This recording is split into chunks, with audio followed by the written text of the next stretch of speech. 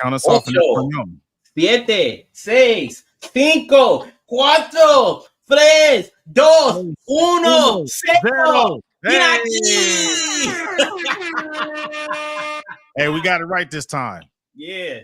We're working on my Spanglish, homie. Let me make sure we live because on IG, because sometimes I think we're good. I think we're good. Oh, wow, they gave us a demo stage. Okay, you know, they didn't gave us some more features. Yeah, I saw that. Let me see what that looked like. Well, we live. Just remember, we live. We live. It's okay. You know what I'm saying? We giving them news that they can use. That's right. Welcome to another episode of Technically Speaking. Yeah. Yes. What we giving them, Bobby? News that you can use. Yeah. Okay, once we fix this view, I don't know what's going on there. Yeah, I think that's the problem. It looks crazy on IG. Oh no. I wonder if I can pull it up right now.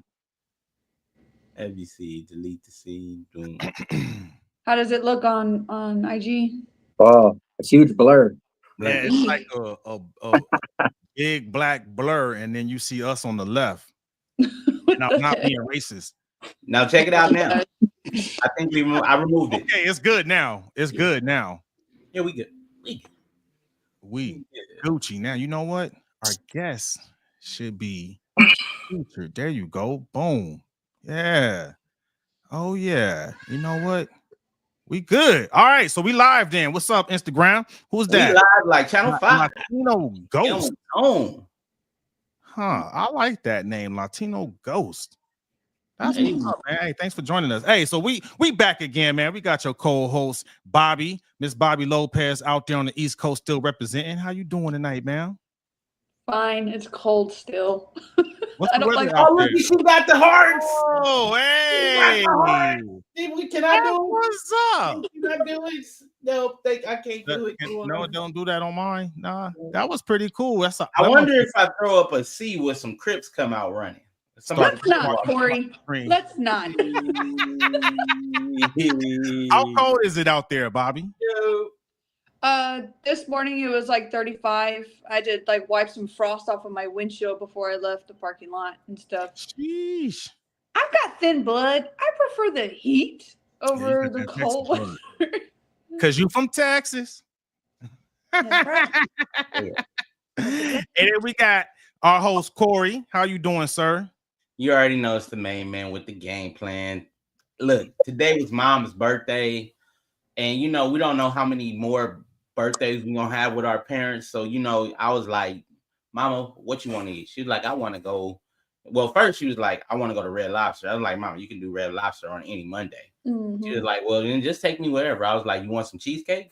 Yes. Took Mom to Cheesecake Factory. Hey, that's perfect. Yep. Yeah, man. That's what's up. Hey, shout out to Mom. Happy birthday, Mom. Happy birthday. Mom, 74. 74. Hopefully go. Man, yeah. Make sure you give her a hug from me, man. I will. Yeah. I did get. I told her she was like, I told her like, because you know you posted on IG, and she was like, "Oh, tell baby I say happy birthday." That's the one you do the podcast with. I said yes. Like okay. Yep. So we got views from 74-year-olders. Shout out to Mama, man. Hey, she could use news. You could use too. Hey, next time take your mama if she want Red Lobster. Take her to Red Lobster. You know they got a young black CEO that's changing the game over there, man. You need to support that brother, man. Plus, I ain't mad at that. I am not mad at that. But you know what? You wanted some Cheddar Bay biscuits, man. Get them. Yeah, the biscuits, bro. You want the biscuits? You know what? I'm gonna have to do it. I'm gonna have to do it over because we're not gonna slander the experience because the waitress was great, but yeah, I'm gonna have to do a repeat because it was not cool. Cheesecake. You know what? They need to get you. Hey, get this man and his mama a complimentary meal. What was it? Was it Cheesecake Factory? It was Cheesecake Factory. Y'all need to location. What put them on blast? What location? Redondo Beach. Yes. Cheesecake Factory better get this man and his mama a complimentary meal for messing up his mama's experience. 74 on her birthday. They didn't even sing happy birthday to her. Hey. That's a shame. That's a fail. for messing up that birthday, man. What the hell? Shots. Are you sure you're not thinking about the bullet? That's a bolero. That's a bolero incident right there, man. Not a Red Lobster incident. Bolero. Yo. So I just saw that. So and I'm your host Geronimo, man.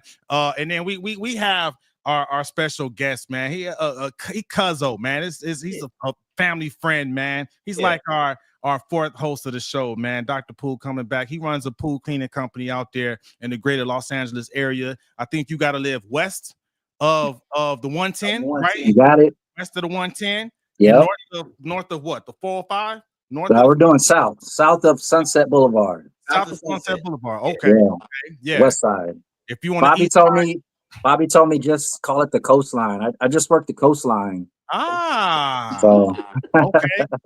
I think we saw our homegirl Keisha. Shout out to Keisha, man, out there. What up, man. Keisha? Gardena love, man. She was like, "What about AZ?" Oh, yeah. Hey, what up? There's a lot of pools in AZ now.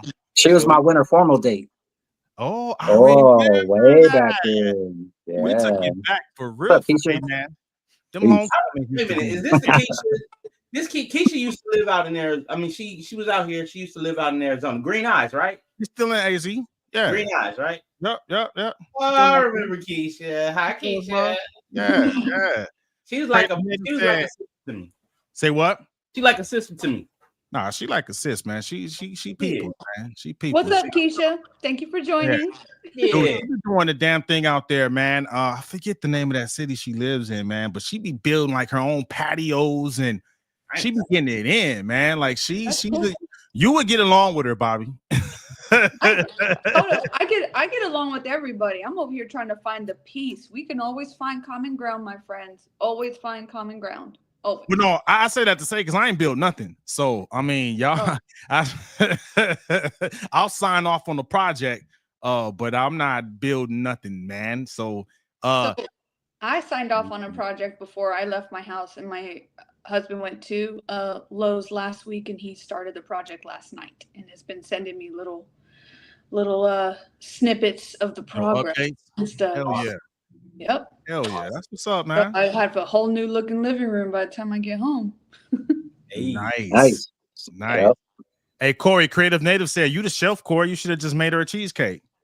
Man, you know what? I thought about it. I should have. I was real talk, man. I thought about cooking because I made her a cheesecake the other day and she loved it. I would be mad if you didn't cook for me, Corey. I'm get Cheesecake Factory. You know, when you ask the question on your social media, who's hungry? Your mama. Your mama was hungry. Your mama. My mom was hungry. I know you mean it well, but it just sounds so bad. Yeah. No, I didn't mean it like that. Like, you know, like it sounded different in my head. That's how it always is. Yo mama. That sounds like the start of a Yo Mama fat Yo joke. Mama joke. Yeah. Not this time. Your mama's so hungry. Sweet. Yeah, that Cheesecake Factory. It didn't go over. It didn't. Nah. I mean, and they messed up your meal. But anyway, man. So yeah, we brought Dr. Pool back, man. We doing something a little different. As we serve our community better. We definitely want to we got something else. Creative Native. DIY in my bedroom, this stripper pole is harder than I thought it would be to install. So he's working on the project. This guy. Oh, hey, man. That's how he got all them kids. Get them right screws, bro. Get them right screws. You got to make sure that's pretty level too, right? You know, I can't have put an anchor in the beam. I was about to say you need to put a few anchors in it. Yep. Keep the baby oil on lock. Hey, just go down the street to Diddy's house. Diddy house. Yeah. Get the kind that ain't got the drugs in it. Got plenty of baby oil though, right? Yeah, he got a lot of baby oil. Man. What you trying to build? A baby farm? A baby oil farm? Speaking of the business. Yeah. We got Dr. Pool here, man. He's doing a special series for us, man. For all of our business owners out there, entrepreneurs out there and whatnot. You know, we got to talk about sales, man, because you know it's one thing I find interesting, right? A lot of people want to be the boss, they want to be CEO, they want to be a boss bitch, all that stuff, right? But then those same people I see they don't like to sell. So one of the things I don't think they understand is like, in order to be good in business, you got to be a good salesperson. You got to be able to sell. Say what now? Or hire a good one. True, but most of the time when you first starting out, you need to build the capital so you can hire the salespeople. Yeah. Right. So Dr. Poole is going to give us some sales 101, the basics. So if you're thinking about starting your own business, or maybe you got your own business and it's moving slow because you don't like to sell, he's coming to bring us some sales tips, man, to get us going. So Dr. Poole, man, what you got for us for the first edition of Sales 101, sir? All righty. Well, first off, let me just throw out some of the sales that I've done in life. I spent 3 years doing advertising and marketing for Fortune 500 companies, which is a nice way of saying the black bag pedal pushers, you know, DS Max, Amway corporations that take large quantities of products and directly market them business to business. And I spent 3 years from 18 to 21 doing that directly. And I would suggest for anybody who's just getting into sales, that's the best way to start, because it gives you opportunities to break down your comfort zone a little bit.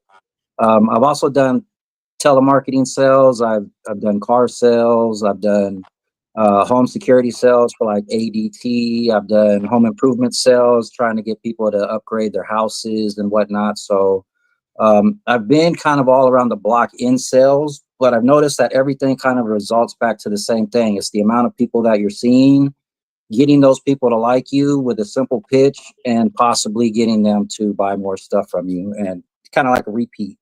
So what I wanted to start off with is just like the basic law of average and how to maximize your content for whatever it is that you're doing, whether you're selling directly to the public or whether you're in a retail store selling retail, whether you're doing social media sales, you're selling products online. It's all going to pretty much be wrapped up in the same concept of the amount of work you're willing to put in searching for business opportunities. So you guys got tons of sales experience too, man. So I would love for you guys to chime in and throw in your experiences as well. But I think we could all agree that yeah, definitely. Real quick, I want to chime in on the whole direct sales things. I did that too. I actually see a partner of mine who is a mentor of mine, Jerry. I see you out there, sir. Hey. Out there, AZ. We were talking AZ. He does his thing out there. But no, I did my time in direct sales too. And even if you read Rich Dad Poor Dad, in the book, even Robert Kiyosaki recommends that because it teaches you how to deal with objectives, right? Yes. Not objections, right? Yeah. So because you're going into the law of averages, right? I'm not gonna steal your thunder, but you're gonna have to get used to hearing them no's, man. Yes, absolutely. And you know, the critical thing about it is the more no's you get, the bigger the sell it could be sometimes. Like when I was doing marketing, the goal was to get like a 1 out of 10 close. You see 300 people, you should get about 30 sales. If you go out there and you're pounding the pavement, it's going to take you about 6 to 7 hours, depending on where you're going to market at. But there are so many different places you can go to market and advertise. You know, a lot of people just kind of picture people in like parking lots selling stuff in parking lots or setting up stands somewhere like in downtown LA.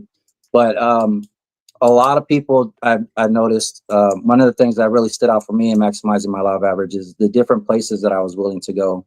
You know, a lot of times you just go businesses to businesses and they're storefront businesses, but a lot of people, they would see a high rise and they would pass that high rise because sometimes it's difficult to get into a high rise. But if you're able to get into that high rise, you have 15, 16 stories of people who have never seen somebody pitch before. Or, you know, and another thing I've noticed for direct marketing sales, if you're doing like telemarketing sales or selling cars or anything like that, it's always best to try and expand your language. For example, when I first started, I could only really pitch people who spoke English. But the longer that I was doing sales, the more I realized I needed to start picking up on other languages so I could increase my law of average. And I started asking, and I would just ask, I started with Hispanics. I would just ask Hispanics how to say certain things in Spanish. And it went well enough to where I was able to actually develop a pitch in Spanish. So when I would go out and pitch certain neighborhoods and I would encounter a Hispanic and they'd be like, oh, I don't speak English, I would be, oh, well, and then I would spit it in Spanish, and then, they would, they kind of chuckle and laugh and stuff, but they would at least hear me out. And, Yeah. That's so, smart. I mean, that gave me cities that I was able to go into and just be able to work in entire city. Other things too, like, I would go to a lot of nail shops and hair salons that were ran by like Vietnamese women. And I would ask them how to just say like simple things, hello, $5, $10 and stuff. And Vietnamese, like you go into a Vietnamese shop and just say ciao, that's their hello and stuff, and they'll look at you differently. Good point. You know what this is? It's universal education. It is. Yeah. These are universal laws for real. You know why? It's funny because when you were talking about the sales and the laws of average, right? I sold everything from selling flowers on the corner to oranges on the corner. I did that to pay a car note, and then I also sold to B2B, right? Corporate B2B, where I sold from business. What's B2B for someone who might be new to sales, new to business? Yeah. What is that? B2B means business to business, and B2G is businesses to government with non-government contracts, and then D2C is direct to consumer. Yeah. So I'm still in sales because when you're a small business, you're selling is just the different things. Is you're selling to either sell the meeting, sell the appointment, not so much the product. You know what I'm saying? Because of the fact that people buy from who they like, know, and trust, right? Yep, 100%. And then there's the law of, like you said, the law of averages. And what I would do, because I was funnel based, right? So for every 100 people I talked to, I would get like 15 to 20, maybe. I would get hung up on. I would get the wrong number. I would get put on hold. But the great part about all that is I spoke to something, because one thing is for certain, two things for sure. If you don't speak to somebody, they don't count. You can't throw them in the funnel. And that's the problem that a lot of people that wasn't successful on the teams that I was on and around, because I went winning circle back to back, and then in corporate sales, and then in retail I went winning circle. So you know what I'm saying? The total amount of no's you got to get in order to hit a quota is fantastic. The thing about it is, my goal was to get as many no's out the way. You know what I'm saying? Once you get past those no's, and that right there, you're bound to get your yes. And depending on if you're doing high ticket sales or low ticket sales, depends on how well you're going to eat. Yeah. Good point. To put it in a different way, man, when I used to teach, I used to teach sales classes to our IT students, because they needed to know how to sell themselves to get the job, right? That was the reason why we taught that, and we used to teach sales techniques and concepts to help build your soft skills, right? Because sales is all about building and nurturing relationships, right? So because I remember when the students would come in, they're like, I didn't come here to learn sales. I'm like, yes, you did. You just didn't know it. You know what I mean? Because like the technical stuff is easy. Anybody can learn that. But the part that really takes time and practice are the soft skills, knowing how to build that connection, knowing how to ask the right questions, because you got to ask the right questions to see is this a good fit. It's like dating. It's just like dating, man. It's no different than dating. You gotta have a pitch for everything. Yep. You gotta have a pitch for everything, even when it was coming. Why? Like when I remember when I was trying to get my girl, I'm trying to get my wife. I was like, you know what I'm saying? I never lied to her, but I was 100% honest with her. But I always knew that I can't talk to her like I would talk to the homies. You know what I'm saying? I knew that based off of my observation, I was like, I gotta talk to her differently. Yeah, you gotta change up the script, Gotta change up the script. And then by changing up the script, I had to play the long game. Why? Because it was a bigger opportunity than just a quickie. You know what I'm saying? This long run. And then when I did it, look, 20 years in the game. Hey, August 19th, 20 years in the game. The And best. think about this, man. Baby, come on now. You Can I know, jump in? Mhm. Y'all man. been I've been quiet, but that's because I was waiting to see if anybody was gonna say what I did. Geronimo, you kind of touched on it, but when I was younger, I had 2 different sales jobs. While I didn't really care for doing sales because you have to like what you're doing. There was just no long-term gain in it for me, so I didn't want to pursue that. But one of the things I did pick up from it was one thing you really got to do. You got to practice your pitch. Yeah. Know what Yeah. you're going to say before you sit in front of people. And Mhm. you touched on another point that I was going to make, which was perfect. It doesn't matter what your skill set is. When you go to sit down in front of somebody who's interviewing you for a job you really want, you need to sell yourself. You do. You need to know what to say. You can even go as far as checking out who's actually going to be the one interviewing you and go see if they have a LinkedIn page. Go find that common ground. So when you sit in front of that person, know a little bit about the company. That way you're going in there, looking like a mini expert on some things. I think that'll immediately get you ahead of the game because you took the time to do that. Yeah. You got to sell yourself and practice your pitch. So. Yep. And I think the best way to sell yourself is really be able to build that relationship. Because I think if we don't spell it out, right, people might come off as that greasy car salesman. You know what I mean? Like, good sales is really, I am a problem solver. I need to find the people who have the problem I can solve. You know what I'm saying? Which you like, if you're looking for a job, you need to, you need to basically be a stalker, like go in there, stock the company, know everything about the company, the key point of contacts you need, learn about them, you go to their social media. If it's open, you could build that connection. I'm like, oh yeah, looks like you're in the kites. And I just threw out a random thing, right? And if you have an organic connection that you could talk about, I just so happen to like kites. I like to go to kite festivals, right? So anything you can find out that you can use to build that relationship, you got to put that work in. And that's where tying it back to the law of averages is going to take work, baby. Because like you said, I think what you didn't spell it out, Dr. Pooh, but what you're saying is a loose close average is maybe 10%, right? It should be roughly. It depends on what you're selling though, because if you're in the market of selling cars, it's different because it's equated to how many test drives you can get. How many people can you get in that car to take it on a test drive around the block? And then from there, it actually gets handed off to somebody else. It gets shipped off to the financing guy, which does the actual closing of the deal. But it's up to that person who's taking them out on a test drive to get their impulse up high enough to want to go and take the next steps of talking about financing and making that purchase. But in direct marketing, I found it was different. Share a story with that being said, right? Yeah. To tie that concept in, it's up to that person doing that test drive, right? Dude, I bought a Charger years back, 2012? My son has it now, the little hand-me-down bucket, you know what I mean? I took care of that thing.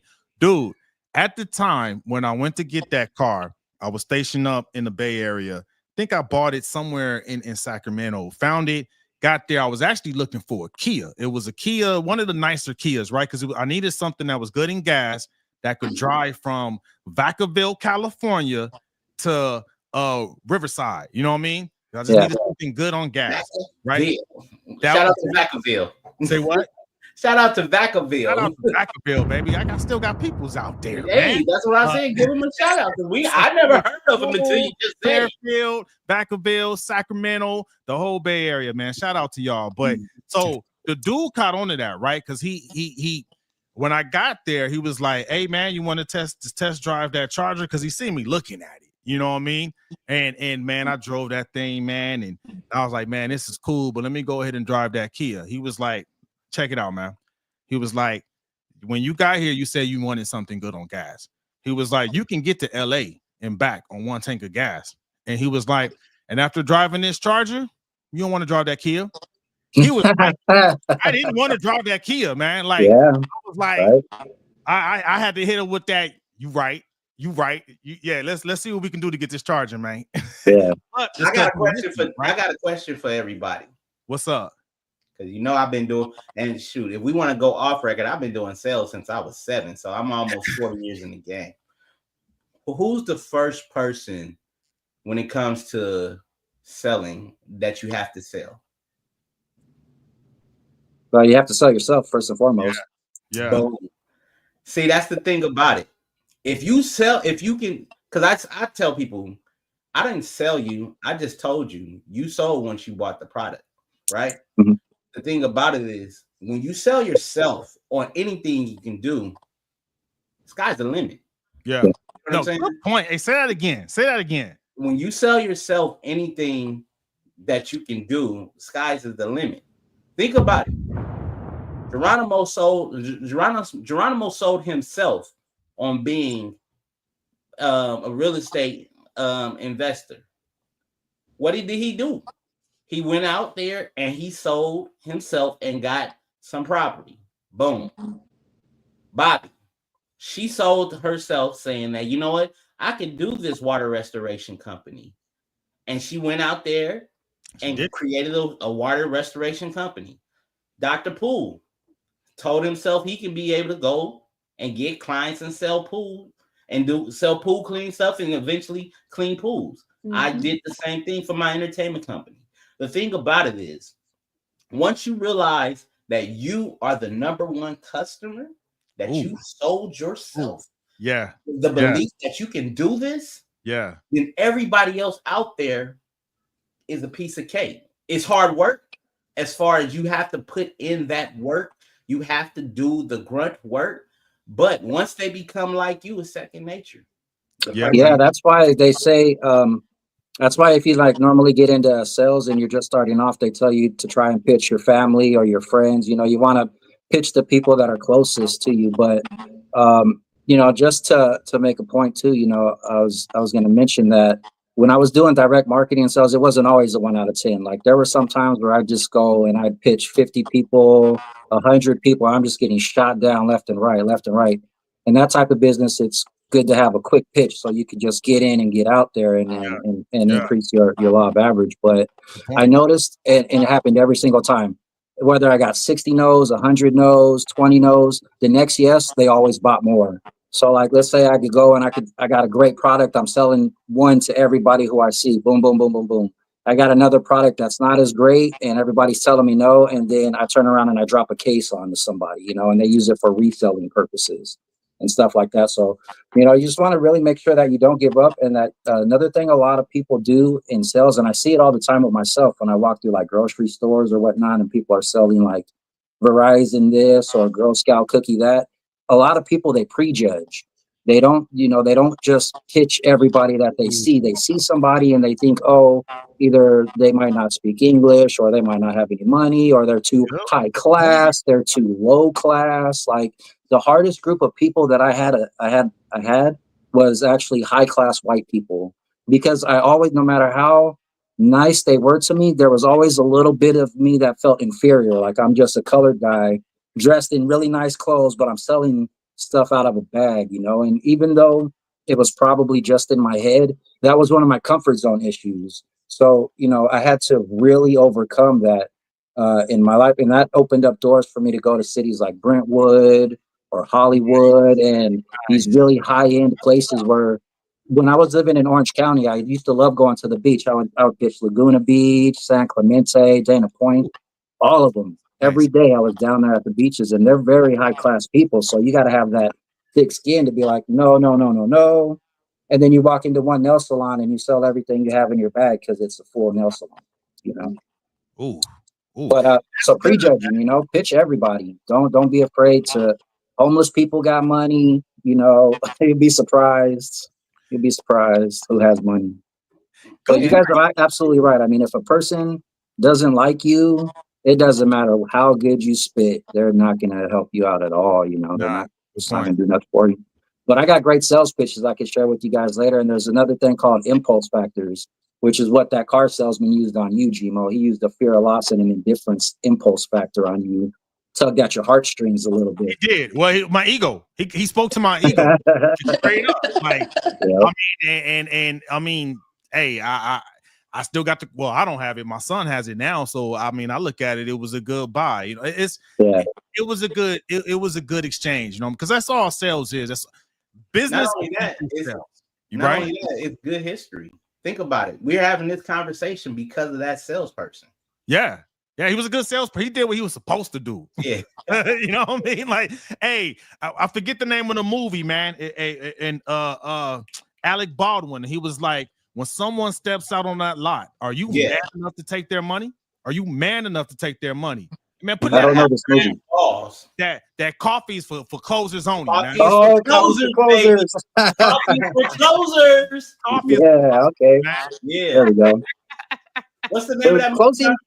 Closing is difficult because sometimes people, you know, they don't know when to close, man. They miss it. Like Andrew Bernard in The Office. Take that as a great example. You know, this is a guy, educated guy, can't sell fish to a freaking fish store. You know, that's funny. Let me tell you something, man. That's one thing I perfected before I even got my sales pitch down pat. Closing, because of the fact that you make, you know, I closed like 7 times during the deal until they finally say yes. And I'm like, okay, so, and here's the thing. It's not always the product that I'm closing. When you close the meeting, that's a close. When you show up to the meeting and they let you in, that's a close. When you get a chance to pitch, that's a close. When you get a chance to get in front of them to show them the proposal, that's a close. When you get the contact information, that's a close. Once you get that's a rehash. Well, I mean, but it's still a close. Right? Yeah. You know what I'm saying? The thing about it, you keep going till you get that signature is there. That's a close. That isn't the final close. The final close is when you get that referral. Yeah, the rehash, right? Yeah. Tell your friends all about me. Tell your friends all about me. Yeah. Tell everybody. Well, I tell you, boy. I used to tell a friend. I got this knife set right here. Normally it goes for $40 at Walmart. Today I'm blowing them out for $10. I could give you 4 of them for the price of one in the store. You want to go ahead and pick up the 4 now? Or you just want the 1? And you nod your head yes, so they nod their head yes, and you assume the deal. And there's all types of stuff that goes into it. It's fun. If you really get good at sales, it's so much fun to fuck with people because you can control people and how they think sometimes just by tugging at their heartstrings in a certain way, you know. Side note, non-malicious sales, right? Do the right thing because it is a powerful gift once you get it down pat. I said use that gift for good. I had to put that out there. No Wolf of Wall Street. You gonna say, Bobby? I don't know. Wolf of Wall Street kind of got me on edge, but go ahead, Bobby. Talk to us. I don't think y'all want me to talk this time. What are y'all doing? So for our company, just for reference, we've had a couple of people that we know say, hey, our friends do water damage restoration. I know somebody, their house got flooded really, really bad, and they ended up reaching out to myself and my husband, and he went to go check it out. And sure enough, because of his because of this lead, we got one of the biggest jobs that we've had since we've owned the company. Nice. And because of that, we offer incentives only if we get the job though. Like not just a lead, but an actual lead that turns into an actual job, and we end up being able to bless a friend of ours. I think we gave him like $150. That's what's up, man. That's hey, that goes. You stretched that a long way. Remember, we came up eating that ramen, not by choice, so we can make that 150 stretch. Man, for real. So just so you know, tell your family, tell your friends. If that's right, if we get into it and we get a job, we will make sure and hook you up with a little cash to say. So let me ask you a question, Bobby. If you're like for your areas, how far do you travel outside and around your area? Like, do you find yourself sending out more flyers, or do you do most of it online, or like what are some things you do? A lot of it because of what we do, we have to be vetted with homeowners insurance companies, and so right now that's why business is a little slow, is because we work with one company. They're a TPA. They're a third-party administrator. Homeowners insurance companies work with third-party administrators. Okay. They reach out to us, somebody who's been vetted with their company, and they say, hey, we've got a water damage issue over here. I'm going to put you into the owner, stay on the line with you. Can you please go and take a look at it? And then we stay on the line and get some more information from the owner and go do like a water check and stuff. So we actually get paid from the homeowner's insurance company. So we assure people we come into your home, we're not coming to take anything from you, but we are going to give you the best advice because we're not crappy, shady people. We'll tell you, hey, if this is worth your deductible, or hey, if this is not worth your deductible, but you want to continue with service, here's insurance prices, here's the real prices type of deal. And that's just what it is. And we're actually, people also don't, if they don't know, we're on a scale. You can only charge insurance companies so much money. It's not like this outrageous money grab that you can get from a job. We have, there's limits for what we can charge for certain things and stuff. And so what we do to be competitive are stay under some of those limits so that when a job does come up, we can get chosen. All right. Nice. I'm trying to get chose. Is that like a government thing? Is it like a government contract with the insurance companies, or just each private like insurer? Each private homeowner is like that. Okay. Like Allstate or something like that. Yeah, we've done jobs for Allstate, Mercury Insurance, State Farm, Progressive. Oh, USA. nice. Yeah. Okay. And so they work, but just know whenever you get into business, sometimes it's really going to take 3 to 5 years for your business to truly take off. So I would encourage you, if this is something that you're thinking, not just be able to accept the no's, but have a plan, have a financial plan as a backup. So when business is slow, you've got something to kind of lean on. Work on your hustle. Yeah. Don't quit your day job quite yet. Quit your day job quite yet. Or you can just have other things that you're skilled at. You can be able to be on Upwork. You can be able to be doing affiliate marketing, or have a nice little cushion. You're right, because the thing about what you don't want to do though is don't want to get discouraged by not getting any sales and give up too quick. Yeah, I know we all seen that big diamond in the Instagram post where the guy is just hacking at it, and then as soon as he turn around, the person on top of it is hacking at it as well, and then crack and get the diamond, right? Yeah. You don't want to be the guy or the girl that turns around because we didn't stick with it. You gotta stick with it. There was only one sales job that I couldn't stand for that exact reason, and it was telemarketing. And it was because when in telemarketing they give you a script and you have to stick to the script. You can't change and deviate from the script at all. And I've had such a hard time I didn't close any sales. I never made a single telemarketing sale because for me, I had already spent 3 years doing direct marketing and advertising. So I'm used to being able to change my pitch up on the go, depending on who I'm talking to, what I'm saying. Right. But when you got a script and you have to stick to this script, it makes it so much harder to close on some sales, man. Telemarketing sales for me was the only sales field that I would say avoid, because not only is it you have to rely on getting yeses and nos, but you have to memorize a script too. Right? Yeah, I did telesales. I did telemarketing sales for 2 weeks, and my uncle got me the job. God bless him and rest his soul. My uncle Alex. I got fired after the 2 weeks because they were like, he doesn't stay on script. Like he makes calls, he gets people on the phone, but and they like him. They talk. His conversations go longer than the whole 2 minutes that they supposed to be on the phone. But he never sticks to the script.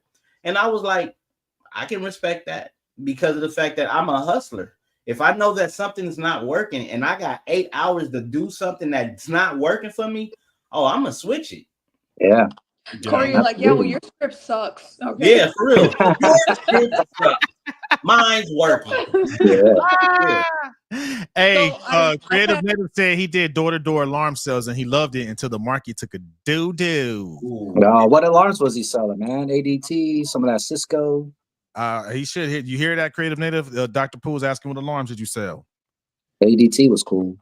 And actually, the timing of this conversation, when Dr. Poole, while we wait for Creative Native to answer, the timing of this conversation is perfect. Like, I'm taking notes because I just got back on the sales team, right? I got to go out there and go sell to government contracting officers, right? Mm-hmm. And I got to use all of this. I got to use the law of averages, right? So, like, just to put it to apply it, right? And to get 30 contracts, I got to go and pitch to 300 contract officers, right? Like, I got to have that in my mind. Like I can't get comfortable, because if I only hit 100, I still got 200 more to go if I want 30 contracts. language, right? I have to expand my language because they speak a different jargon. You know what I mean? Like I have to know their language. It may not be Spanish or Vietnamese, but it's another language nonetheless, right? That I have to learn to speak their language. I need to know my pitch because, man, these government contract officers, they got so many companies coming from them, right? So I have to be able to have it down pack. I got to know my script, right? I mean, there's wiggle room, right? Yeah. To where I can pivot if I need to with that script, but it has to be so sharp it cuts through the noise. You know what I mean? Like, how do I stand out amongst the thousands of other government contractors out there, right? I can tell you. And then don't prejudge. That hit me because I can honestly say I've had a bad tendency of maybe prejudging, like, I don't want to hear from me when I go to conventions and events and stuff like that. I can honestly say I need to work on that. You know what I mean? When you said that, I'm like, ooh, that's when I'm gonna take the challenge of and work on that. So when I go to events, I just got to get out there. I gotta break the ice and talk that talk, right? Absolutely, bro. You got it. You know, one thing I do want to say though, I think the biggest, like when you close real big deals, that lets you know what type of area of sales you want to be in. Like one of my biggest deals I closed it, but unfortunately I didn't get credit about it for it because of the fact that it was a lot of politics in my arena. I sold a 1,500 line deal in the government space. Mind you, I was only small business, but during COVID, we partnered up. And so with that 1,500 line deal, my quota was only 64 lines, right? You got 1,500. But the deal before that, I closed 400 and I got paid handsomely off of that. So when you close those bigger deals, you realize that the same amount of energy you spend selling a 10 line deal. Good point. You can sell a 10,000 line deal. You start swimming in different pools because you figure like, hey, okay, well, if I sell, because the law of average works whether it's a multi-million-dollar point or if it's a small company. And so when I started doing, everybody like when I stayed in the small business, we can only sell to 999 employee companies that had that amount of employees. Anything over 1,000 we couldn't touch. So my whole funnel was full of nothing but employee businesses from 500 to 999. And the reason why my quota was only 64. If I closed one of those deals, I already hit quota. And that's the reason why I was like always at Winner Circle, because I was like, look, they'll tell me, Corey, why you fishing so big? Bigger deals take longer to close. I'm like, yeah. So if I miss this quota, that's fine. If I miss this quota, that's fine. But guess what? When I hit this 3 month, this one quota, because I'm still within the quarter and I'm calling all these people because I'm in there first, and I'm out there last, because there's times where people take their lunch break. There's people right before they leave, they answer that one last call. We always had that one last call at 4:49. Call it up before we wrap up our day. And sometimes somebody will pick up and be like, oh, dang. Like, and then they rush you like, okay, I'll take the meeting. Just send me the email and accept the calendar invite. Boom. As soon as I hang up, that calendar invite sent. They're going to accept it. And then I'll follow up the next day. Thank you for accepting the calendar invite. But I'm always fishing in bigger pools because it's the same hard work, but it's a bigger reward. No, good point. Excellent point, man. Again, I'm taking notes, man. Damn, bro. I'm telling you right now, if I'm selling to $1 million contracts, when I know $10 million is the same hard work I gotta do, good point. I'm doing $10 million. That's great for real estate and car sales too, man, because sometimes you got to be willing to go a long time without making money. And knowing that when you do finally sell that house, that big market house, or that you do sell that Lamborghini, you just made enough money to last you 2 years, you know? I'm internalizing that twofold, right? Because we Amanda and I made a decision. We're gonna start off with land lots. We're gonna focus in that swim lane first. Same, like when you said real estate, same, and then same on the contract side, right? Like contracts have a longer life a sales life cycle, right? So it can take 6 months to 2 years to actually close on the contract. You know what I mean? Yeah. So yeah, this all of this is helping me, man. Got an answer for you, Dr. Poole. Creative Native said he was doing ADT, or ADT bought Envision, the company he worked for, because they were taking all their customers. So he was with Envision. All right. ADT. Yeah. I got ADT. So that man, they be hitting them.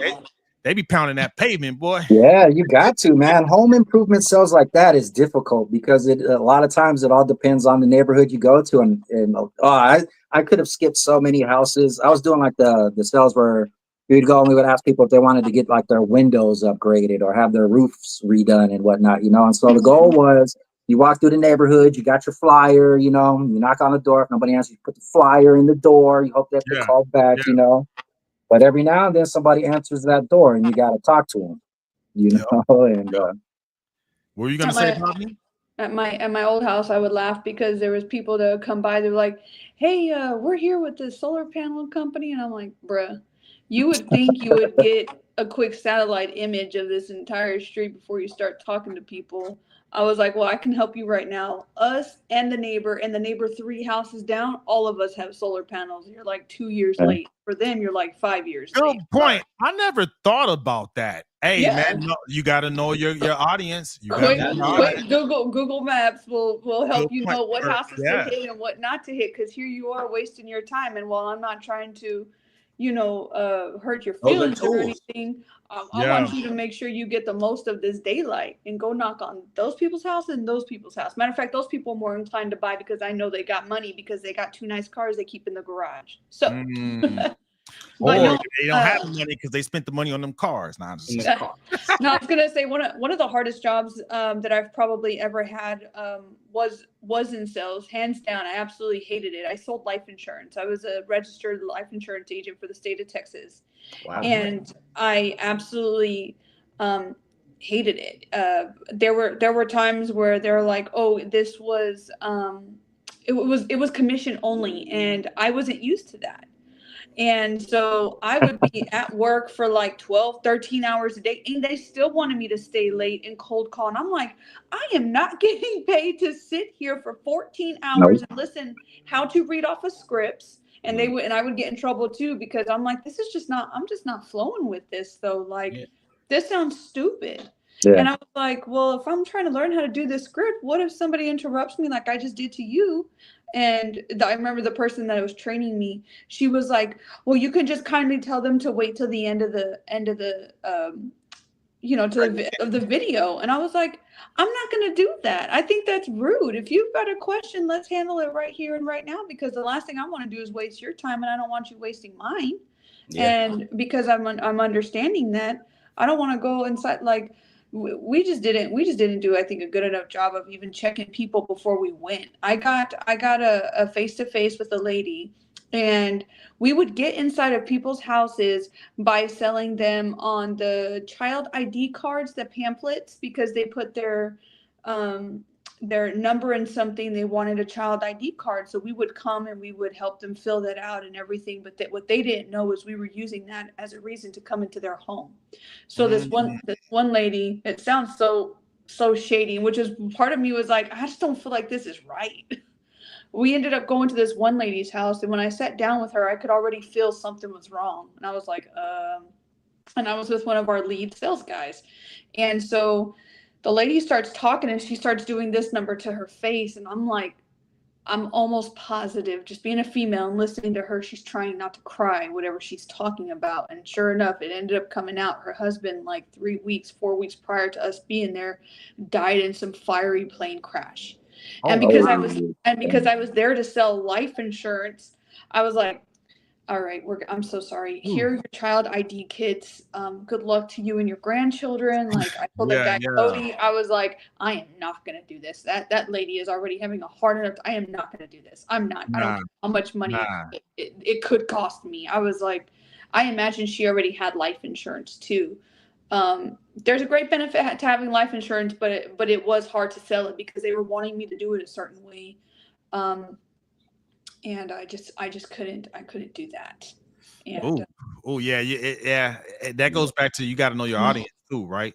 Yeah. That would have been very unethical, I feel like, and immoral too, man. To try You to gotta walk away from a job feeling that you did not just yourself some good, but the customer good as well.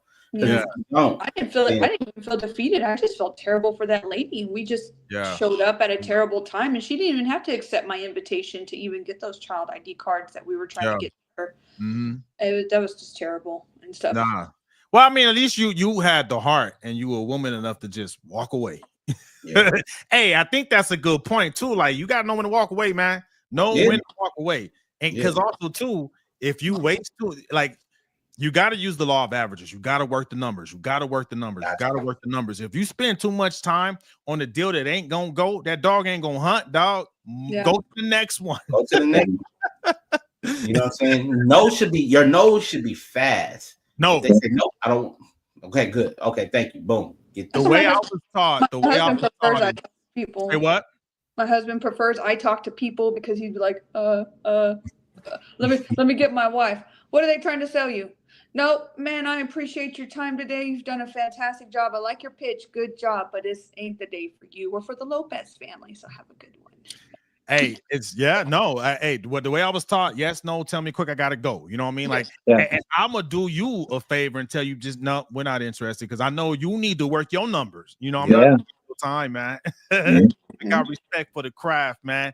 Hey, real quick, Creative Native said when he was doing alarm sales, houses with the alarm signs or stickers on the windows were the easiest deals. The irony. Hey, man.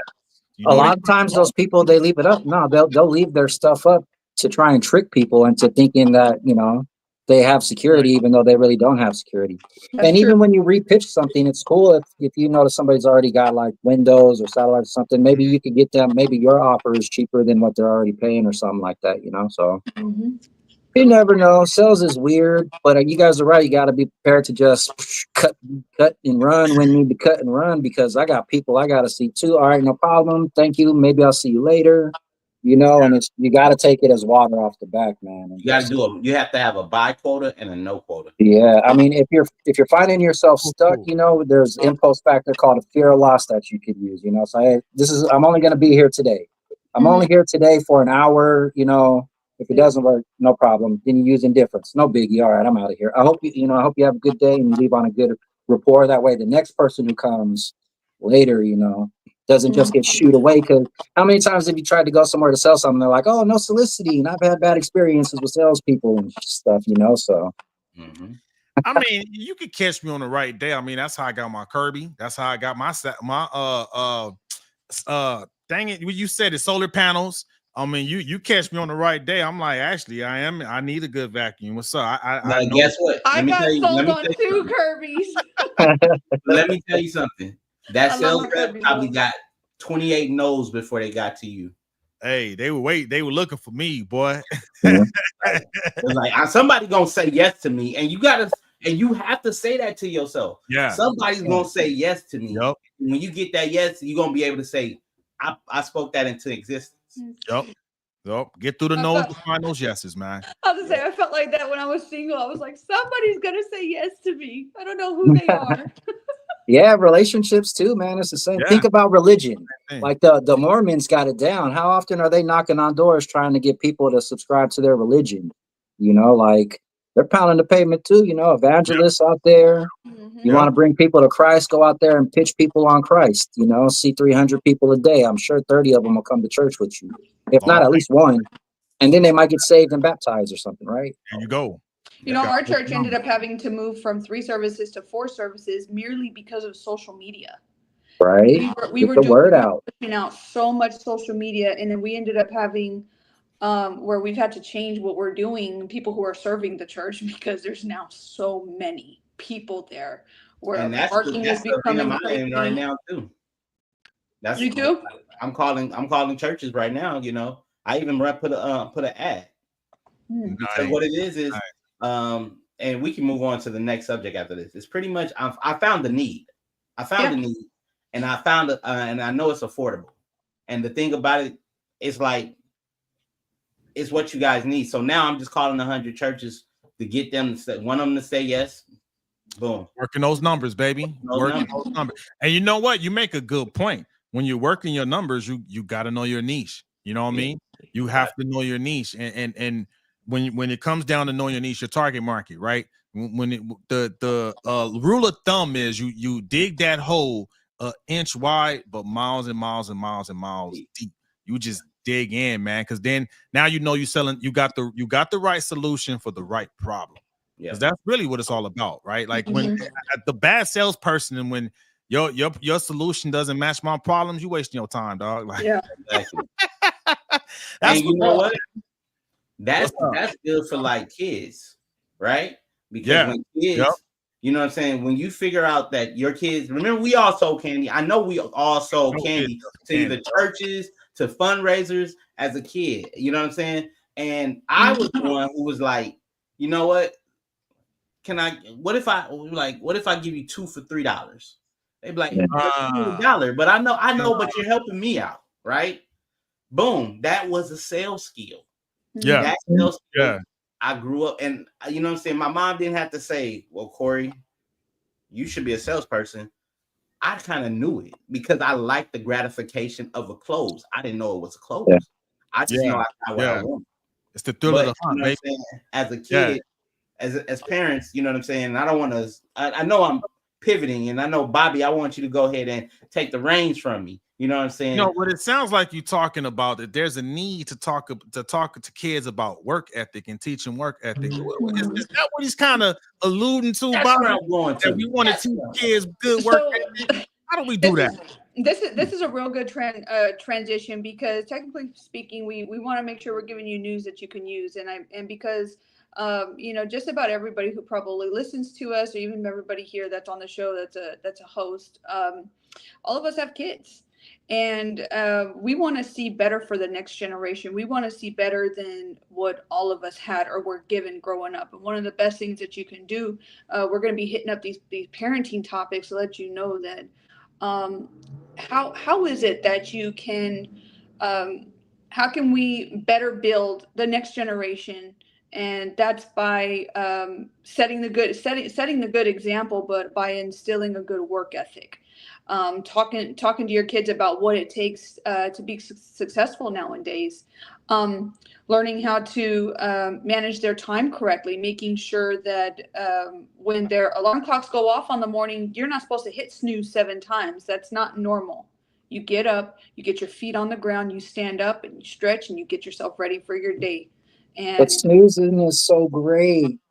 I'm sorry. I don't. And I tell my kids it's probably one of the worst habits you can get into is continuously snoozing. By the time my alarm clock goes off, no lie, within 12 seconds my feet are on the ground and I'm standing up and I'm moving and I'm getting my day ready.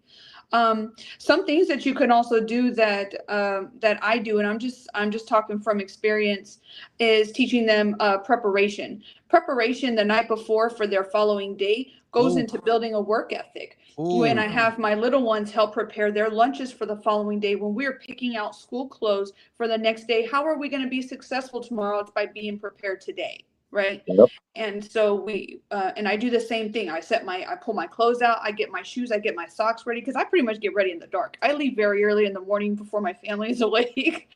And so I get very ready in the dark, and I have all my stuff ready to go. If I'm going to be taking a lunch with me, I've got this prepared and packed, ready to go, because you never know what type of things are going to happen or what kind of wrenches are going to get thrown into your day.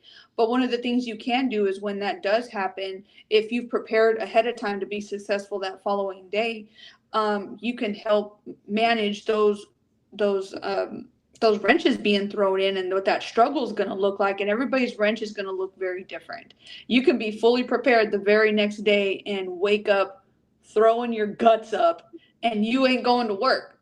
Yeah. So, you know, and again, speaking from experience, about a month ago, I didn't know what was happening and stuff. So even though I had prepared for my next day, guess what? Those clothes sat on my in my shower area until I was going to wear them 2 days later, because that's just what happened. But beginning to build consistently with your kids, making sure that they're staying on a schedule, Schedule is important. Time management is important, because getting a job is great, but if your butt's not getting to your job on time like you're supposed to be, that's not exactly breeding consistent responsibility and accountability for what you do. Yeah. And so work ethic truly does start when kids are small. My girls see it. I am in my home, I'm doing what works for me. I'm raising my girls to be God-fearing young ladies, independent, respectful of their husbands, but good mothers and good wives. And there is nothing wrong with that. There's nothing wrong with that. That's what I'm doing for my children. But there's nothing wrong with building that work ethic and getting them out there to get your hands dirty and see what hard work looks like, to see what the rewards is that you reap from the hard work that you've put in throughout your day. And it doesn't look the same for everybody. You do what you can for your kids. If your kids are doing something good, give them a little reward. Take them out to grab an ice cream at Dairy Queen is a big deal. You're building memories, but you're also letting them know that at the end of the day of the hard work, there's going to be a reward for the time and sweat that you took to put your best foot forward. No, that's dope. That's dope. I was taking notes here too, man. Teaching kids how to manage their time. Dude, kids could be so successful if you can like instill that in them at a young age, man. Because even nowadays, I know some adults that's not that good managing their time. I'm just saying. I know that everybody's households are different, but in our house, I could tell you what has worked for me. Our younger girls, they have an alarm clock in their room, and so if my husband doesn't walk into their room until 7:15, their alarm clock goes off at 7. The expectation is that they are up by the time my husband goes in there. They have their rompers on and their white collared shirts that they wear to school, and they've got their shoes on, and he's going to be ready to get their hair done and get them breakfast. So they've already completed a couple of tasks without adult supervision, but that's because we're setting the standard. When this alarm clock goes off, we get up. We put our clothes on and we start our day. We get our teeth brushed, whatever those morning tasks look like that don't require adult supervision. And mind you, Mercy's 5 years old. It is okay to start kids young. Yeah, hell yeah. I support that. Doing other little things around the house, like I encourage my kids. I will wash your clothes. I will show you how I fold, but you will put them away. That is not my duty. My duty is to make sure that you get cleaned up, which I've completed. And now it's your turn, and making sure that children are a part of the tasks. There is nothing wrong with that. This is how you build a work ethic. Yeah. And you know what? And today's climate, I foresee the workplace going back to the old school, man. It's gonna be the strong that survives, man. Yes, it is. Like all kidding aside, like put politics aside, man, what's going on with Doge and everything, they are trimming the fat. And if you showed up trying to get that everybody gets a trophy type mentality, nah, fam. If you can't, if you show up and you get asked, tell me what you did last week, and you can't answer that, you know what I mean? Like, you're not the right person for my company. Just keeping exactly.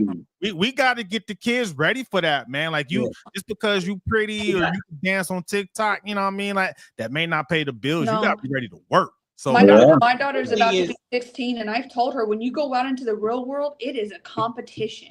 And the strong survive. Just like you said, the best will win. I told her, so when you show up, you're prepared, you're ready, you look good, you know what you're going to say, you practice your pitch, you will be successful. You will get selected above your peers, because I'm building this work ethic. I know you don't like it, but this is how our character begins to form. When you begin to learn resilience and learning from those struggles and building off of them and being better because you struggled, this is a good thing. I do want to throw a wrench in there, though. I want to throw a wrench, and it may be before you throw that wrench. We got something from Creative Native. He got two things he said. He to quote a wise prophet by the name of Sugar Free. If you stay ready, you will never have to get ready. And then there's another thing he said. Monday through Friday, his daughters feed the horses and the chickens and the dogs before they get dressed for school. Hey, yeah. Oh yeah. Work ethic. Come on now. Yeah. All right, now throw that wrench. Ready for the wrench? Also, prepare them for unexplained obstacles. Mhm. Yeah. Because Yeah. one thing is for certain, I have a daughter, right? And I'll never forget, I'm not going to use that because that's a bit personal. But in the event, if your daughter or has wake up and has and never experienced something, and yet you can be prepared for it. The mother and daughter you guys know where I'm going, have these conversations about what happens, and you could be buttoned up doing everything, but when they see something and it's like, am I dying? you feel what I'm saying? You have to be able to be like, okay, hold on, this is how you bounce back from this. Mm-hmm. You got to give kids just in case, like, okay, just in case you wake up and you sick, okay, this is how you bounce back from this. Mhm. Just in case you wake up and you got cramps, you got to bounce back from this. These are things that we also got to instill with them, because if we getting them prepped and they can be ready and they can be doing these things, but then when life throw a curveball, because everybody gets a curveball, we don't want them to be like, well, I wasn't prepared for this. Mhm. Yeah. You know what I'm saying? Yeah. Mm-hmm. I mean, and we kind of talked about that last week too, when we were talking about micro parenting, right? And not clearing all the obstacles out of their way, right? You gotta let them struggle, man, so they could be ready for life, man. Because life don't give a fuck. Yeah, no, you know what I'm It's saying? gonna get them, man. Yeah. Life be No, life. no, When we say life don't be give a life, good damn about life be life then. Life be life, man. We're giving some good parenting techniques from when Dr. Pooh becomes a parent, because he don't have kids yet. He may have a bias. Wait, what? He's all, not that I know of. I don't know if you want to share it. No, this is great advice, because I recently started dating a girl who has a couple kids, and one is 13, one is 10. So I'm gonna be listening to everything you guys have to say about parenting from here on out. No doubt. My youngest is buy one get two free deal. Man. She came up. Got the 3-piece special. The three, hey, biscuit. Look, Hey, but 10 and 13 are good ages. They're at ages where they're able to understand a lot better whatever mom's situation was. When kids are like smart. 2 and 3 and 4, they're not picking up. They want to know, why my dad not here? Why can't I see him? And this and that. And that becomes a little bit more difficult. But 10 and 13, those are good solid ages. Their father is in their life too. There's no dysfunction there. That's good. That's even better. You know what? That brings up something. Eventually, we have it on our list that we're gonna start talking about some step parenting topics, because we got step parents and foster parents here. So that conversation is coming soon. But adopted parents. Adopted. What's the difference between foster and adopted? Well, I don't know the difference. So adoption, they got my last name. They're in the will. If anything happened to me, they're Alvarez's. It's like the only thing they don't have is my DNA, and maybe God has switched that. You know what? We gotta take the time to get this man his flowers, man, because that takes a special person, man, to adopt someone and raise them as their own, man. So shout out to you, absolutely. Man. I got my girls when they were 2 and 5, and I fostered them. It took 2 years to actually complete everything, for parents' rights to get taken away, for us to go through several parenting classes, for court stuff, and then finally after the 2 years, they were officially adopted. Yes. So my girls. You had adopted children either, Bobby. I didn't know that. Yeah, Anna Molly, my daughter, she's not my blood. But it's funny because a lot of people believe she's my daughter, not the ones I actually birthed. Hey, well, salute to you too. Hey, man, shout out to all the adopted parents. My daughters are fully adopted. You know what? Yeah, so my twins are they're 12, and I've had custody of them since they were 2.5. And my youngest, Bailey, I've had her since she was 3 weeks. You know what I'm saying? And it started off like, if you ever go to a traditional church, they tell you, you become the godparents, right? Yeah. So I was the godparents. But then when the people don't understand, when you become a godparent, you're a godparent if something happens to the parent. So something happens to the parent. And so they you know what I'm saying? They became my babies, and then after they became my babies, me and my wife was like, we're gonna make this official, like a referee whistle. That's what's So we up, man. boom. That's We what's did up. the foster and sister. The only thing we got some pushback from the biological father, but that ended. You know what I'm saying? And then November 17th, adoption day. Got my babies. You know what I'm saying? Ours is December 6th. December 6th. So I don't know if you do this, Corey, but we do like every December 6th is a family holiday. Yep, we do a family birthday. Yep, we do like a family birthday. Yep. And Creative Native, he said he took in 2 nephews and now a grandson. So yeah, that man create. So shout out to you, Creative Native. Yeah. I remember growing up, you always had that grandma that raised all the kids in the hood, right? My nana was that. Hey, rest in peace to my nana. She raised all the kids in the hood. That's a Creative Native's house. Him and his wife, Miranda. Shout out to my sis out there, man. They be raising all the kids be over there, man. So that's what's up. Shout out to y'all, man. It's the village, man. It's the village. It's the village. Yeah, man. For real. Village, man. Yeah, man. So I think we got one since we're talking about getting kids ready for the world, man. We're gonna wrap off on the topic that is one to talk. You got to talk about it, man. Dr. Poole wanted to come on here too, man, and give us some survival skills on what to do when you get pulled over, because this is something we got to teach our kids too, man. So go ahead and take the mic, sir. Yes. So I have been an adult for quite some time now. I have been pulled over many occasions, dating back from teenage years till today. I found that that I seem a little bit older now. I'm not getting pulled over as often, but I think it's because I do things like I don't ride around in a car that has really, really dark tinted windows. I normally take my hat off when I drive, to not give the impression of any toughness or anything like that. But when I do get pulled over, I've always been able to not really talk my way out of it, but talk my way out of it. Like, I've never been to jail. I've never been on probation or anything like that, but I've been harassed by the police a lot. And I've always found there's a comedian you could follow who did a special on it too. But if you could just follow this sequence of events, you should be able to get out of at least going to jail, maybe even get out of a ticket itself. So if a cop's pulling you over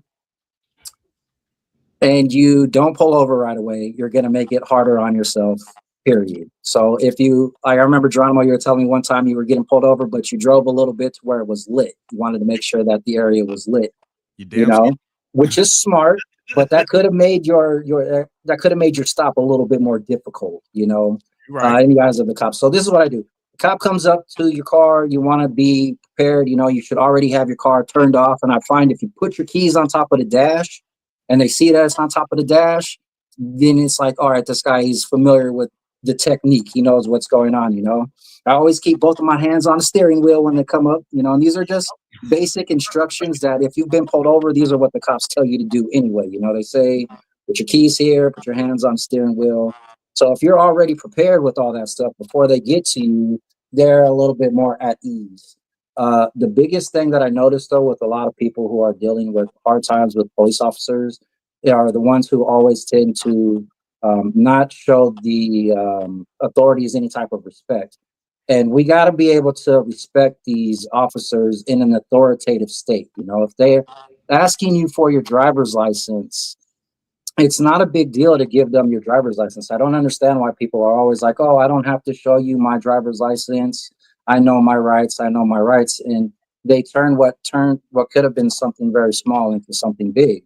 Yeah. And, it's like, why would you even want to hide your driver's license or your identification card unless you were like trying to hide something? So that's the first thing that the cop's going to think about when he asks you for your license and your registration. And you're like, oh, I don't have to show you my license. I know my rights, yada, yada, yada. But if you can find it in your heart to call them sir or ma'am, it might go a little bit easier for you. Yes, sir. No, sir. Yes, ma'am. No, ma'am. But I've always found in a lot of the videos, it's always people who are have warrants or on probation or something, who are always the ones who are reluctant to give up their information, and then they always tack on way more charges for not giving up the information, and they get in even more trouble. And it just seems to me that if you were to be honest with them when they come up like, "Hey, I'm on parole, I'm on probation," or whatever, they'll be a lot more understanding. And so I just think that if we can stop being so prideful when we're getting pulled over and stopped, it'll go a lot more. It'll go in our way. We should have more favor with authorities. I think it depends on what you're getting pulled over for. If you just if you're drunk and you hit somebody going 90 miles an hour, you going to jail. All right. Yeah. You're going to go to jail on that one. You're going to jail on that one. You're talking yourself out of that one. But you can see it. You'll see people argue for like 45 minutes to an hour with the cops just on taking the breathalyzer test or something. I've watched them, and I'm like, dude, you could have been gone and on your way had you just handed over your license, just like he asked, because they're gonna ask for this. Like, license, registration, you got insurance. Cool. But you know what? We are giving Donald made a good point, because these are tools and news that you can use, because there's a generation out there that feels like why you pull me over? Yeah, you know what I'm saying? Even though, you know what I'm saying, they're very aggressive, they're very entitled. There's a generation out there that does that.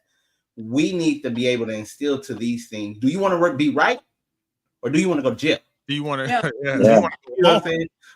Do you want to go home, or do you want to? You know what I'm saying? That's the thing about it is I think the problem that a lot of people don't understand as well is I don't want to sound super out there. They're spirits, right? They're spirits, right? You listening to some music that got you amped. That's a spirit in that music that's inside of you, right? So if you listen to "Y'all Gonna Make Me Lose My Mind" up in here, and then police pull you over, right? Get out you the amp on way. DMX, right? You know what I'm saying? Meet me outside, right? Police pull you over. He just turned down your energy, so you already in. You know what I'm saying? And so, and then let's add in, you're probably late. Work. You're probably mad at your boss. So all these other factors come into play. And then when the police pull you over, I feel attacked, Corey. I feel attacked. I do drive different when DMX and Ludacris are on, man. I gotta be careful. I do drive different. I do too. That's why I don't listen to music in my car anymore. Only at the gym, because when I'm at the gym, I can go ham. I'm in the car, audiobook. But I say that because of the fact that it's known you amped it everything, and then the fact that you driving, that means you got control of a speed of a powerful vehicle. All these things come into play. Yeah, you're right. When somebody pulls you over and they say license and registration, you know what I'm saying? That endorphin ain't kicked in. That logic is not there because you still in. Like, still up why there. you pull me over? You're right. You know what I'm saying? And this is also a generation that is entitled. They are the 1 minute TikTokers. They also the Instagram, do this for the gram. Let me turn on my camera and put this in front of the police. Police don't want to have you on their camera. Yeah, they just doing their job so they can go home too. So, you know what I'm saying? You may want to call me a sucker. You may want to call me a punk. But guess what? When I leave and I'm on time, you can still call me. Cause I ain't no police gathered my phone and put me over and put me in no headlock and ain't kill me. You feel me? Yeah. I think it's just a respect thing too, like this next generation just has, it's like they don't know how to have the courtesy of respecting someone who is in an authoritative position, because it seems like society now is trying to take away authority from people who have been placed in authority. And all these folks, and especially these young kids, are normally arguing stupid facts like that, like if you just said yes sir, no sir, or whatever, but they're crying about their phone. The first thing there is, give me my phone. Don't take my phone away. These young people are like, I need to call my mom. My mom come and get me, and yada yada yada. And there's no accountability. So this is what I can say to that generation. Learn how to remember badge numbers fast. Learn how to hold your temper. Understand that you do need to know your rights, but you don't have to express them right then and there. understand the law. So if you are violated, you can be able to take it to a different matter. You can be able to, when you're at a safe place and calm down off of DMX, you can make a call to your local authorities and let them know this officer number, boom, boom, boom, boom, boom, made me feel X, Y, Z, A, B, and C. I would like to go ahead and report it. There's things you can do. Yeah. But in the heat of the moment, don't give up your right. I mean, don't give up your life just so you can be right. Yeah. And Creative Native agrees with what everyone is saying. This next generation has a huge sense of entitlement. Yeah, I've been seeing that, man, and a lot of lack of respect. I've seen that a lot with this newer generation, man. You can't tell me what to do. Yeah, actually, I can. You know. Yep. I mean, just real talk, right?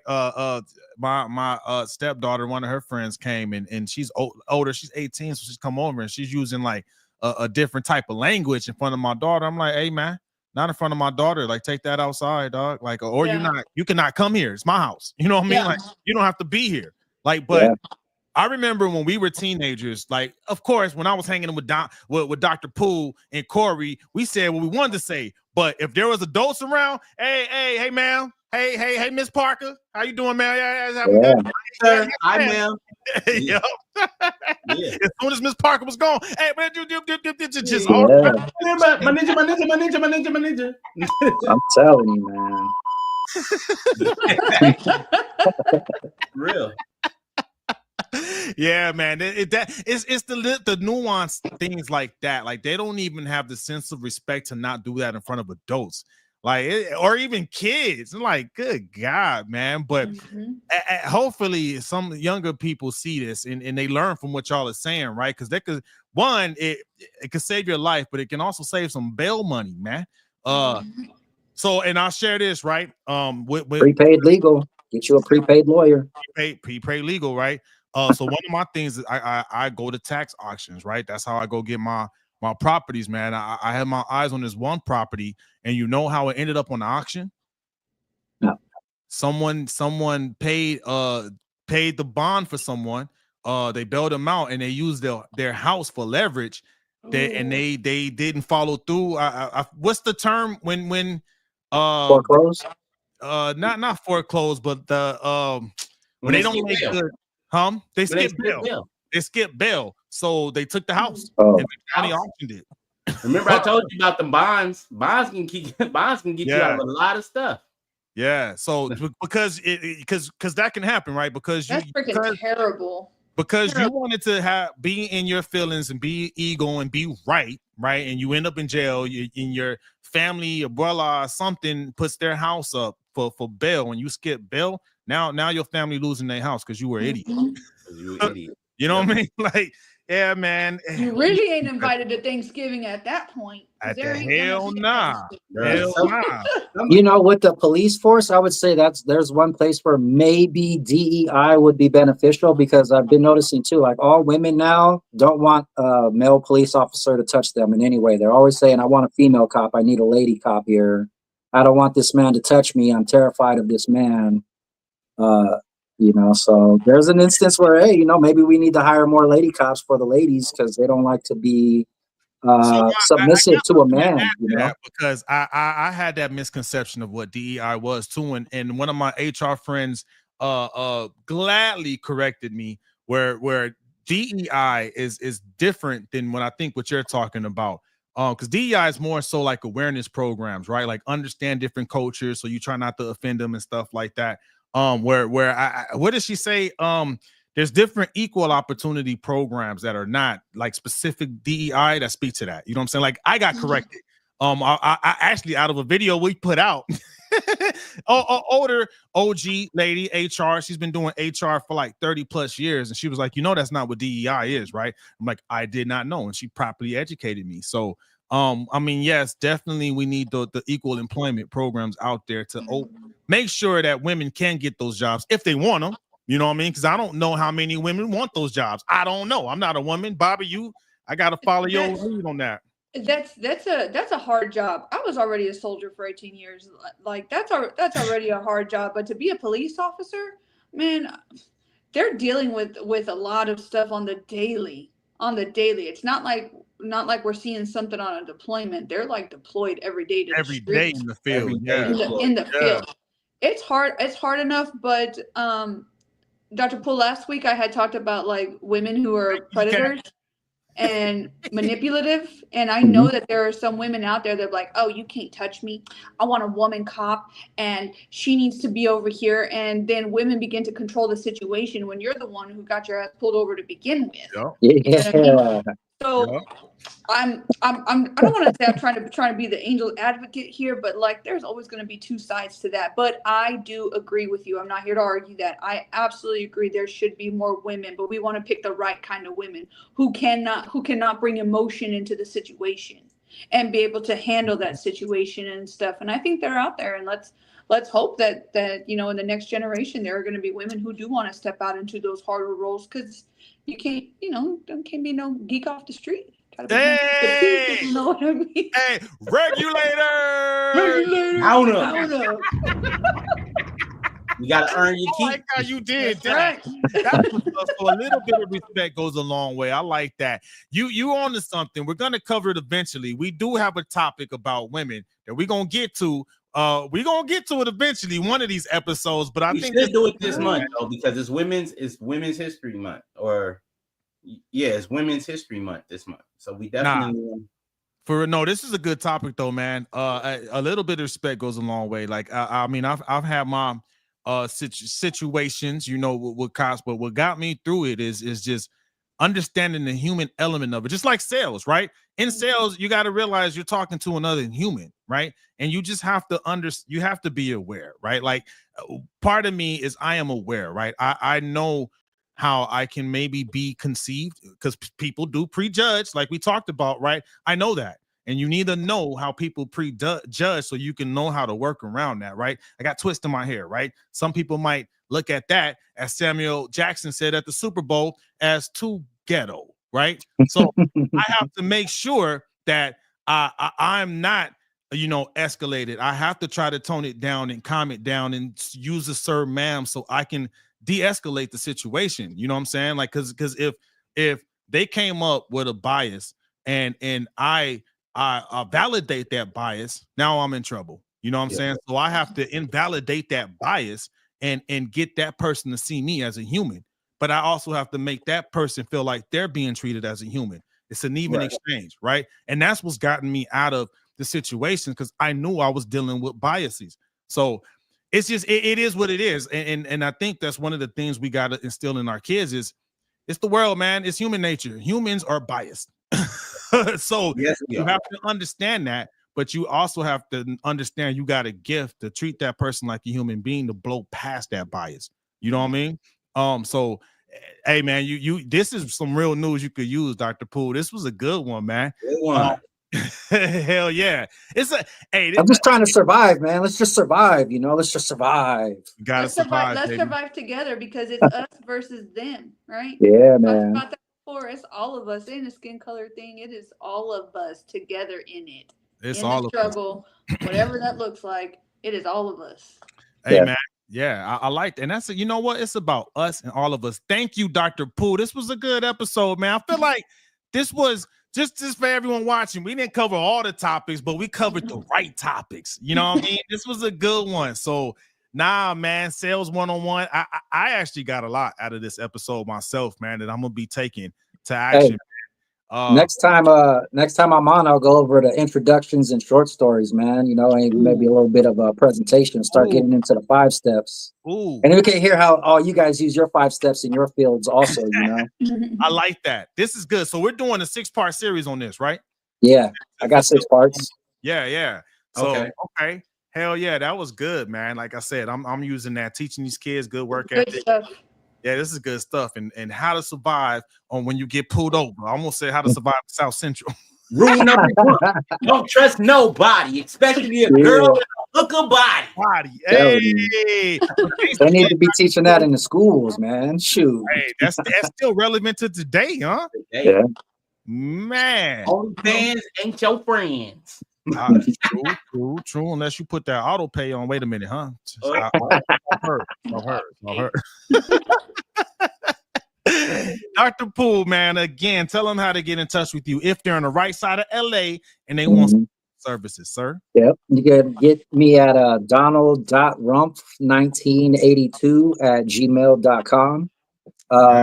You can also follow me on Facebook and Instagram at Donald Rumpf or Don Marcus Rumpf.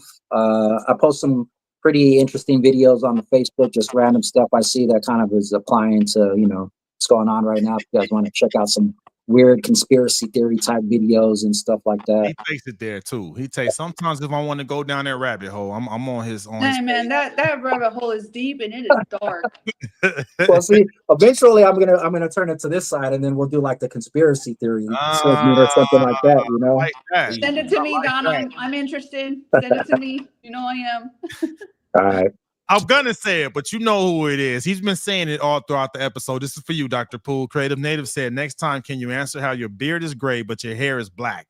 I don't know how that works out, man. I have no idea how that. I have one gray streak, like right there, but all this is like, I don't get. It's not the top part either. It's just this fucking bottom part right here, man. Pepper, baby. Hey, you got to separate the salt from the pepper, man. You know what I mean? Like, just to get the right amounts, man. I think it works out properly, man.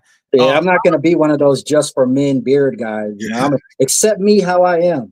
I'm beautiful. I got a couple of grays come in there. They there, man. They come. I'm grandpa now, so I need the grays to come out, man. I'm feeling that role.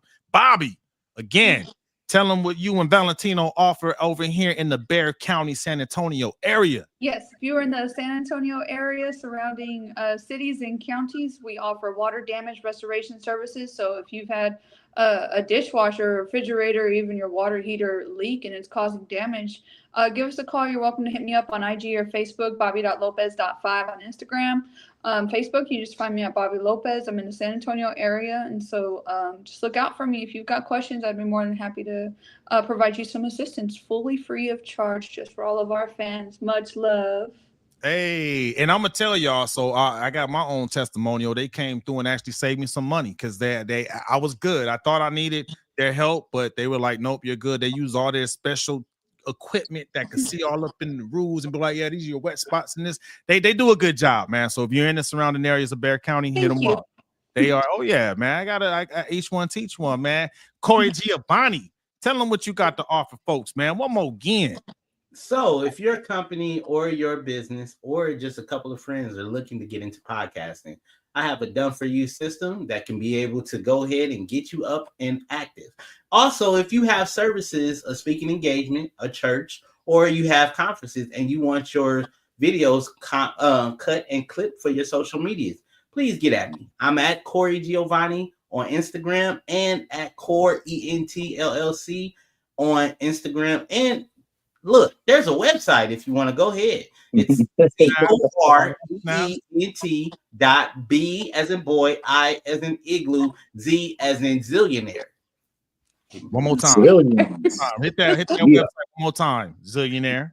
C as in Corey, O as in October, R as in Richard, E as in Edward, E as in Edward, N as in Nancy, T as in Tom, .B as in boy, I as in igloo, and Z as in zillionaire.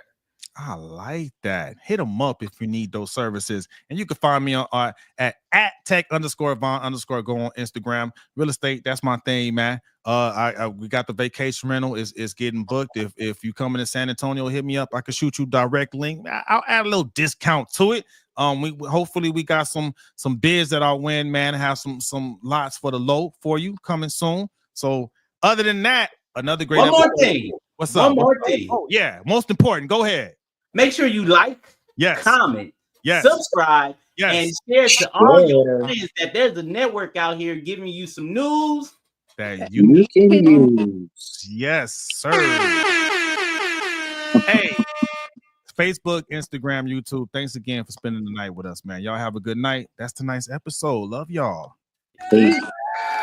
Yeah.